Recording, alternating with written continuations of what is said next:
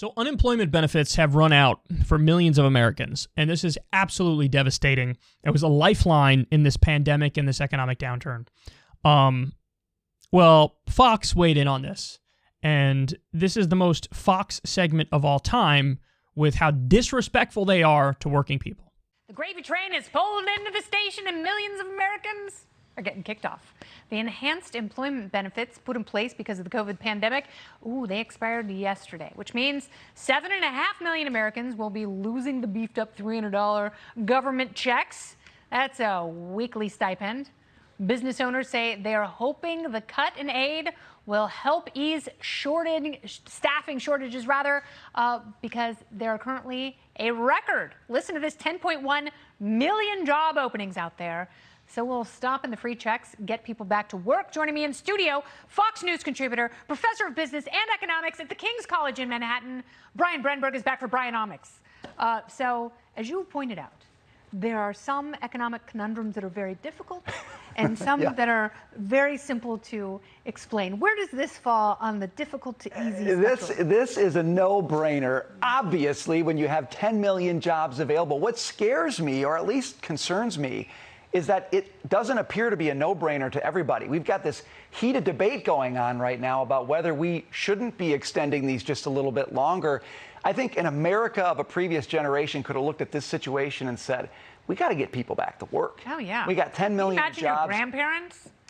Yeah, I mean, well, no, I can't even imagine them considering this. No. Because they would say, let me please take the job, maybe 2, maybe 3. We've got this culture around work now that views it as a punishment. If you have to work for a paycheck in a job you don't like, that's punishment. Well, wait a second. No, someone should just that is give the you most money. modern idea infecting our politics right now, Yes. that work somehow has to be totally pleasing to you. No, work's a contribution you make for your family, for your community. You've got to have that kind of attitude. With 10 million jobs available, you got to have the attitude that I want to take one. Yeah. Like we talked about the incentives that fast food places. It's amazing. Yeah. It's amazing. Like they'll send you to college. I mean, there must be 100 major corporations that will pay for your college. That's it. And even if they won't send you to college, you get in the game and you build the skills you need to build a career. I mean, people say, well, there's 10 million jobs, but they're really low-paying jobs, and they're not good jobs. Yeah, but who cares? You've got to start somewhere. That's why they're entry level. In a society like this, you've got to start somewhere. We've lost the idea that there's an entry-level job. We want to make entry-level jobs that can support a family of 5. That's not going to happen. It shouldn't happen. Look at what they think of you, and look at how they think you should spend your time. I mean, they're just letting it all hang out there. It's astonishing that they did this thinking it would make them look good. So let's run through a bunch of what they said. First of all, they call the extra $300 unemployment the gravy train. Yeah, really living on the high horse there. Extra $300. I mean, honestly, it's just to help save people and get them by. That's all it is. This idea that it's like the gravy train. This is the old conservative trope that, like, really it's the people on welfare who are living the life. It's not these fat cat billionaires who are getting trillions more in wealth during a pandemic and an economic downturn where everybody else is struggling. Everybody else is taking a haircut. The rich are running out the back door with all the money. But no, it's not them who, have it easy and have the system rigged in their favor. It's the person who's poor and destitute. Damn, I really admire them and I want to be in their shoes. Wouldn't it be wonderful? And then they basically admit, look, business owners want to force people back into these jobs. And they're saying it like it's a good thing. Like obviously we should all agree with the business owners. They want to force people back to these terrible jobs, and that's great. No, I don't think that's great. I think that's terrible. And then they talk about how will stopping the free checks get people back to work, and they make it seem like, well, obviously it'll get people back to work. Funny, because we have data on this. There are conservative states that already cut off the unemployment. And guess what? It didn't get people back to work. It didn't get people back to work at all. So the data shows, no, it actually won't force people back to work, but they want to try it anyway to force people back to work, or they're just cruel and they want to take away money from people who are struggling in the country. It's definitely, at least in part, that.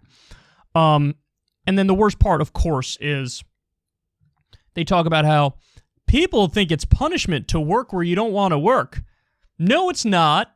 Work doesn't have to be pleasing. Think about the community. which, by the way, makes the first time ever that anybody on the right has ever cared about the community. But it's only in the context of telling you to shut up and work a job you don't want to work. Isn't that something? I am proudly going to take the opposite position. You should work a job that you find meaningful, purposeful, fulfilling, that brings you joy. Of course, you spend most of your waking time at a job. Do I think you should suck it up and hate what you do? Of course not. You should like what you do. Look at how smug and dismissive they are. And by the way, these people would never themselves take one of these bad jobs. Ever. That's for you. It's not for them, that's for you. They like to do things that are pleasing and fulfilling. You need to shut up and do the menial jobs that I don't want to do. That's the kind of people that we're dealing with. They literally bring up fast food places. Like, why wouldn't you want to go work in a fast food place? Just go shut up and work there. And then they bring up, you need to build the skills to build a career. As if all of these low-wage jobs are just, it's just one step on the ladder to get to a better place. Well, how many times have we gone over this, guys? There's a fallacy embedded in this. This idea that everybody, if you just work hard, you'll get where you need to be. No, if every low-wage worker in America woke up tomorrow and busted their ass to the best of their ability, are all of them going to get the promotion? Are all of them going to make more money next year? No, that's not true at all. In fact, most of them, the overwhelming majority of them, will be stuck in that low-wage job. So it's just false. It's factually wrong to say, if you just, keep at it, eventually you'll get there. Wrong. Which is why we need unions. We need good jobs and strong labor protections. We absolutely need it, because if not, these idiots, people like them, will take advantage of everybody. And then they just let it all hang out when they say, basically, who cares if they're low-paying jobs? They care. The people care. And they should. They absolutely should. Because it's where they spend most of their time. They should be respected, and the minimum wage should absolutely be a living wage where you should make enough money to be able to survive and be okay. But, these people aren't even in favor.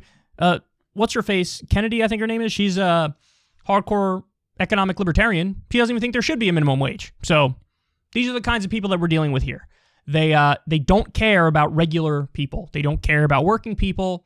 They want you to shut up, get back to work in a job where you're miserable at so that they can feel good looking at some economic numbers on a sheet of paper.